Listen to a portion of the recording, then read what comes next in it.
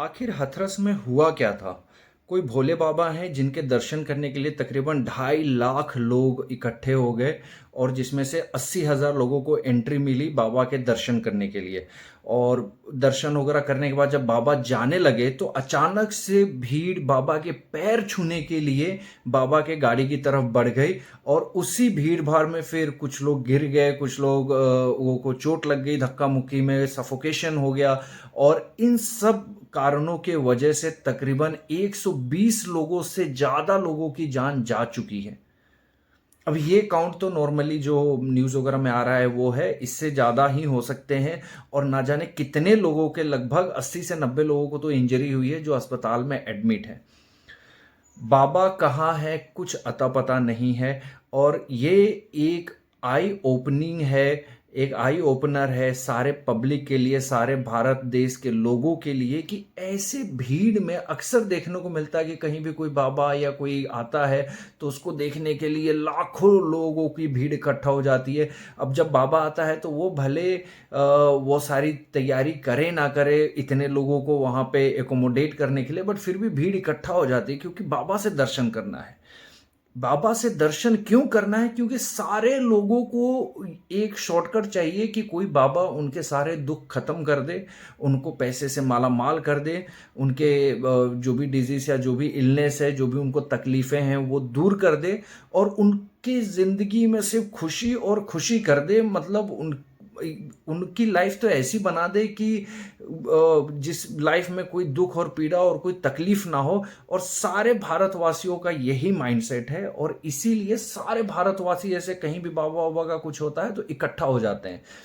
वो ये सोचते हैं कि कृष्ण भगवान और प्रभु श्री राम इनके दुख हर लेंगे, इनको कोई इनकी लॉटरी लगा देंगे, इनको अरबों खरबों रुपए मिल जाएंगे और इनकी जिंदगी मजे ही मजे चलेंगे।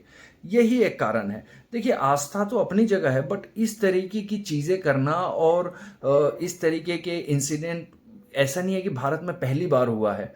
और होगा क्या, एक कार्रवाई होगी ऐसा बोल दिया जाएगा, इसका कोई इन्वेस्टिगेशन होगा और फिर वो इन्वेस्टिगेशन का क्या रिजल्ट आएगा नहीं आएगा वो तो भगवान ही मालिक है, वो तो उस बाबा से पूछना चाहिए।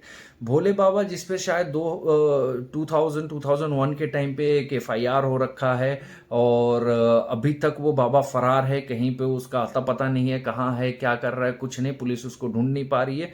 पुलिस, हाँ, बस जो मरे हुए लोग हैं, जिन लोगों की जान चली गई है, उनको उनके फैमिली को सौंपने का अभी काम चल रहा है। हफ्ते 10 दिन बाद पुलिस अपने घर चली जाएगी। जिन लोगों के परिजन की मृत्यु हुई है वो लेके उनको अपने घर चले जाएंगे, उनका दाह संस्कार करेंगे और फिर 1 2 4 6 महीने बाद कहीं कोई बाबा आएंगे और उस बाबा के वहाँ लोग मिलने जाएंगे और भीड़ इकट्ठा होगा।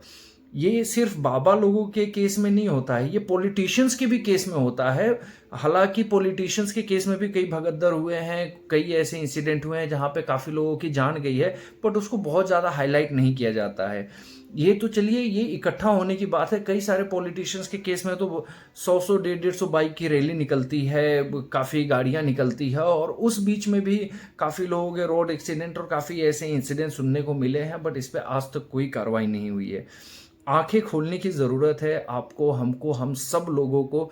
और हमें सोचना है, अपना दिमाग लगाना है कि ऐसी चीज़ों में, ऐसे पॉलिटिकल रैलीज में जाके हमारा कुछ भला नहीं होना है। 500 1000 2000 5000 अगर किसी नेता ने दे भी दिया, अगर किसी बाबा ने आप पे खर्च कर भी दिया, तो उससे ना आपकी ज़िंदगी चलनी है ना किसी आपके परिजन की ज़िंदगी चलनी है। हाँ, ऐसे इंसिडेंट होंगे तो आपके लिए एक बहुत बड़ा लॉस है। अब आप सोचिए कि आपको क्या करना है, आपको अपनी ज़िंदगी कैसे जीनी है।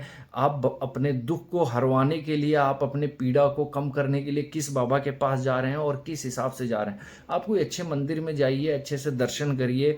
मुझे नहीं लगता कि मंदिर और किसी संस्थाओं में आप जाएंगे जहाँ पे चीज़ें काफ़ी ऑर्गेनाइज रहती हूँ, वहाँ पे इस तरीके की दिक्कतें आएंगी।